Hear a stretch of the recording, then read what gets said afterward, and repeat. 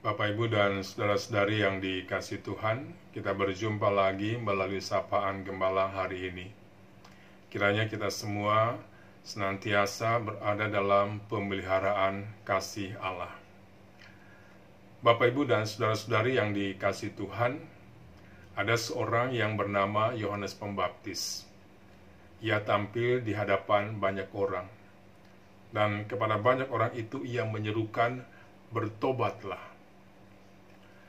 Pertobatan merupakan pesan pokok yang disampaikan oleh para nabi dalam Perjanjian Lama, seperti Nabi Yeremia atau Nabi Yehezkiel. Begitu juga dengan Yohanes Pembaptis. Bahkan Yesus pun memberitakan hal pertobatan ketika ia datang ke Galilea. Yesus pernah berkata, "Waktunya telah genap, kerajaan Allah sudah dekat, bertobatlah dan percayalah kepada Injil." Selanjutnya, hal pertobatan ini terus diberitakan oleh murid-murid Yesus, seperti oleh Petrus atau oleh Filipus. Dan ketika Yohanes Pembaptis menyerukan pertobatan, ia mau mengajak kita untuk mempersiapkan penantian akan kedatangan Kristus kembali dengan hidup di dalam pertobatan yang benar. Mengapa?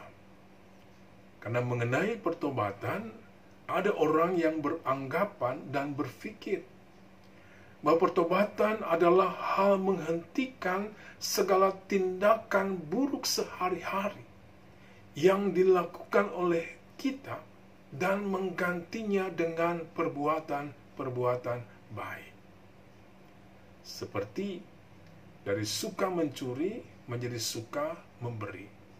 Dari suka menggosip menjadi orang yang dapat mengendalikan mulutnya, dapat menjaga rahasia, bahkan dapat dipercaya. Bapak, Ibu, dan saudara-saudari yang dikasihi Tuhan, kata bertobat berarti berbalik. Maksudnya berbalik arah dan cara hidup ke arah dan cara hidup Kristus serta percaya kepada Kristus. Sehingga kita memiliki hati Kristus, kita memiliki pikiran Kristus, kita memiliki sikap dan perilaku Kristus.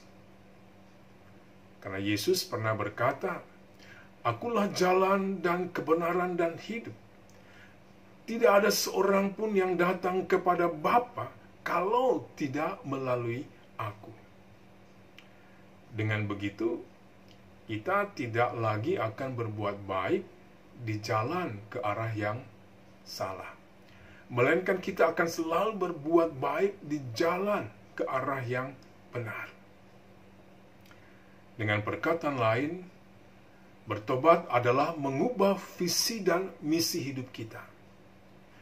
Visi hidup kita bukan kerajaan dunia, melainkan kerajaan Allah.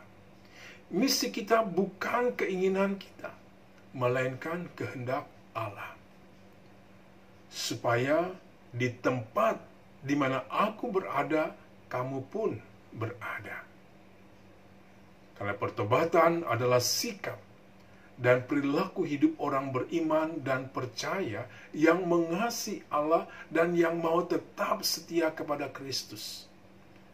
Sekalipun kita tidak mengetahui dengan pasti berapa lama lagi kita harus menanti atau menunggu akan kedatangan Kristus kembali. Dan sebagaimana diserukan oleh Yohanes Pembaptis, persiapkanlah jalan untuk Tuhan, luruskanlah jalan baginya. Maka perlu dipahami bahwa pertobatan itu bukanlah sesuatu yang pasif, melainkan aktif. Karena pertobatan itu aktif, maka orang beriman dan percaya harus selalu hidup. Hal yang pertama, hidup sebagai anak-anak terang, karena terang hanya berbuahkan kebaikan dan keadilan dan kebenaran.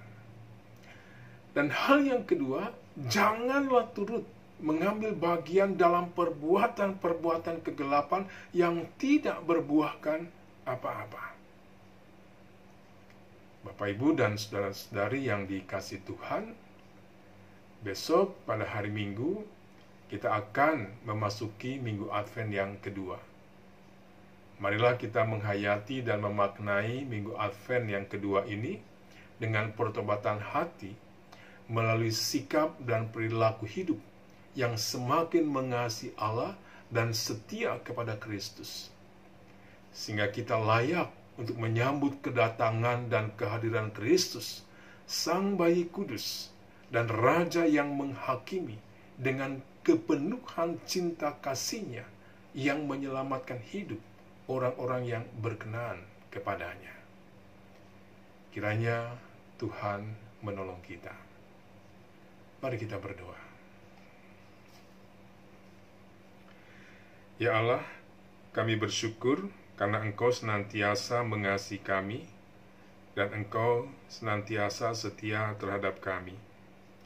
Kiranya kasih dan kesetiaan-Mu memotivasi kami untuk berani bertobat dari kehidupan kami yang tidak berkenan kepadamu, sehingga kami layak untuk menyambut kedatangan Kristus kembali, dan kami berkenan tinggal bersama denganmu di dalam kerajaan-Mu.